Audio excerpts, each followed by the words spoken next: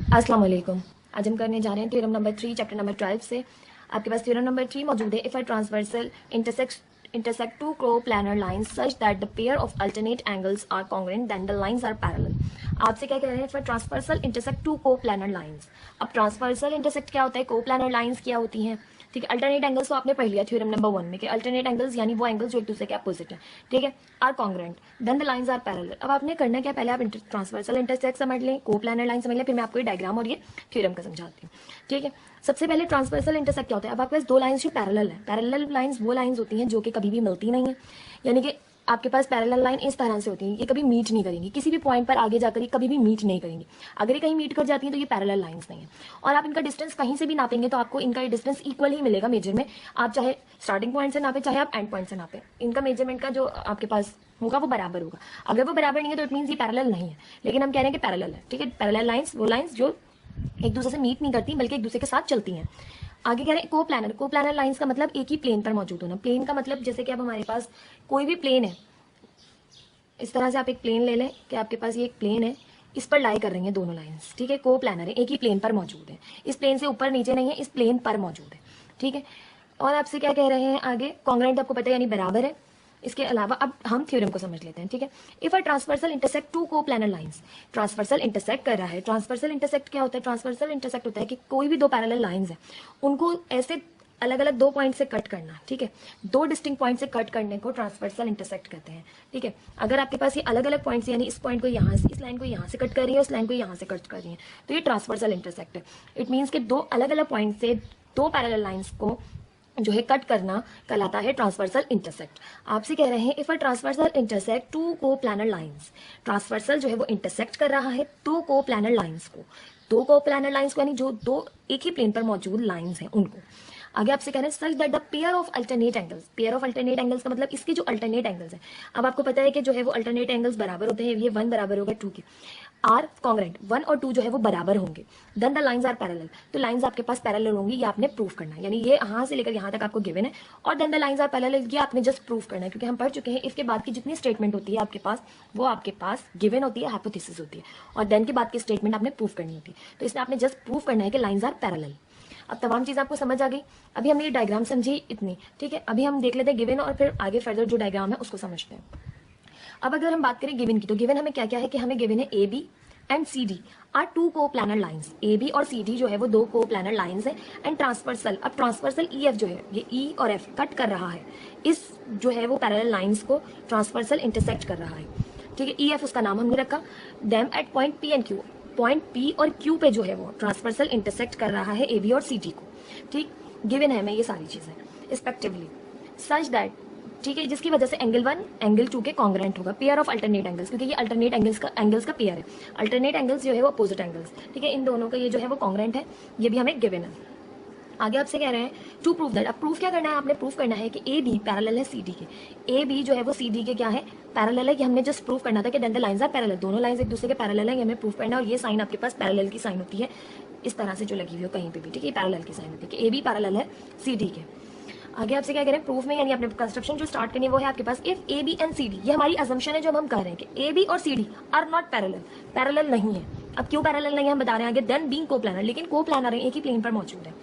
They will meet up at a point, ये मिल रही हैं जब ये आपके पास पैरेलल नहीं है तो यकीनन ये किसी ना किसी पॉइंट पर मीट करेंगी, और जहां ये मीट कर रही है उसे हम कह रहे हैं से एट आर, उस पॉइंट को हम कह रहे हैं R. And P Q R and P Q R will be a triangle and look like figure 2। अब फिगर 2 में आपसे क्या कह रहे हैं, देखिए, अगर ये पैरेलल नहीं है तो यकीनन ये किसी ना किसी पॉइंट पर आके मीट करेंगे। ये हमारी कंस्ट्रक्शन है कि ये हमारे पास पैरेलल नहीं है और ये किसी ना किसी पॉइंट पर मीट करेंगे, और वो पॉइंट को हमने आर का नाम दे दिया।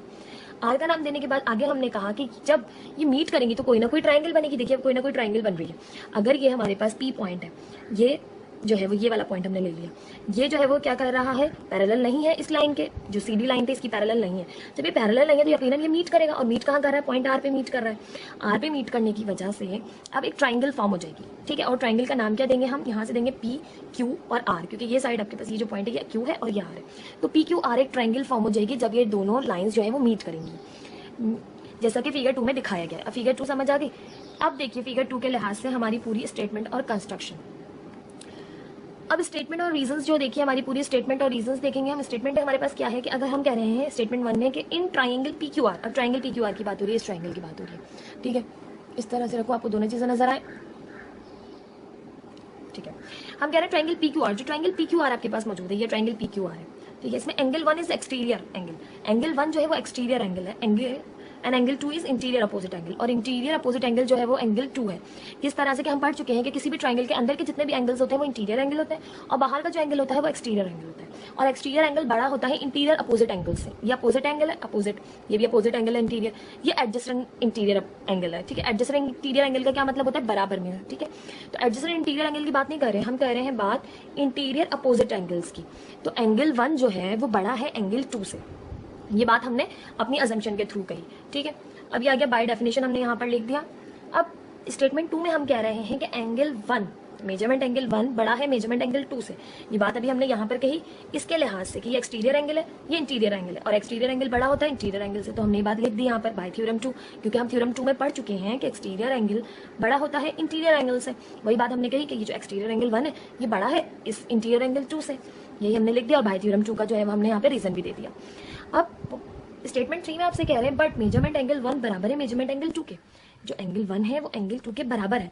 ये बात हमें गिवन है, किस तरह कि हमें गिवन था कि एंगल 1 जो है वो कॉन्ग्रुएंट है एंगल 2 के, क्योंकि ये पेयर ऑफ अल्टरनेट एंगल्स है। ये बात तो हमें गिवन थी जो है हमारे स्टेटमेंट में कि एंगल 1 और एंगल 2 जो है वो अल्टरनेट एंगल्स हैं, तो अल्टरनेट एंगल्स जो है आपके पास कॉन्ग्रुएंट होते हैं, तो एंगल 1 एंगल 2 के बराबर भी है, ये हमें गिवन हो गया। स्टेटमेंट 4 में आपसे कह रहे हैं कि statement 2 and 3 can not be true simultaneously. Statement 2 और स्टेटमेंट 3 में दोनों एक ही बातें कह रहे हैं कि मेजरमेंट एंगल 1, दोनों में एंगल 1 की बात कर रहे हैं कि measurement angle 1 is greater than measurement angle 2 और measurement angle 1 is equal to measurement angle 2। दोनों बातें एक वक्त में ठीक नहीं हो सकती, कह रहे हैं दोनों स्टेटमेंट एक वक्त में ट्रू नहीं हो सकते। क्यों? क्योंकि हम जानते हैं trichotomy property of order relation. Trichotomy property of order relation आपके पास क्या होता है कि आपसे कह रहे हैं कोई भी नंबर है, ठीक है, जैसे आप कह रहे हैं 3 और 4 का रिलेशन ले रहे हैं हम, ठीक है। 3 या तो ग्रेटर है 4 से, 3 या तो इक्वल है 4 के, 3 या तो लेस देन है 4 के। ये ट्राइकॉटमी प्रॉपर्टी है कि ट्राइकॉटमी प्रॉपर्टी कहती है कि एक नंबर दूसरे नंबर से बड़ा हो सकता है, या एक नंबर दूसरे नंबर के बराबर हो सकता है, या एक नंबर दूसरे नंबर से छोटा हो सकता है। एक वक्त में आपके पास एक ही ऑर्डर हो सकता है, या तो बड़ा, या तो छोटा, या तो बराबर। तो ट्राइकॉटमी प्रॉपर्टी कहती है कि आपके पास एक ही रिलेशन हो सकता है। तो हम कह रहे हैं कि दो नहीं हो सकते, बराबर भी नहीं हो सकता, या तो बड़ा नहीं हो सकता, कोई एक रिलेशन इन दोनों में से गलत है, एक रिलेशन ट्रू है। तो अब हमने क्या कहा, आगे हमने कहा 5 में स्टेटमेंट में कि hence measurement angle 1 is equal to measurement angle 2 is true, कि एंगल 1 जो एंगल 2 के बराबर है, ठीक है, ये स्टेटमेंट ट्रू है। क्यों ट्रू है? And A B and C D do not intersect, और ए बी और सी डी इंटरसेक्ट नहीं कर रहे। अब ये क्यों बराबर है? क्योंकि ये हमें गिवन है, गिवन जो उन्होंने दिया वो बिल्कुल ठीक है, और हमने जो बात कही कि भाई ये ट्राइंगल जो है वो ये पैरेलल लाइंस नहीं है, ये मीट कर रही है किसी पॉइंट पे, ये हमारी अजम्पशन जो है वो गलत है। अवर अजम्पशन इज रॉन्ग।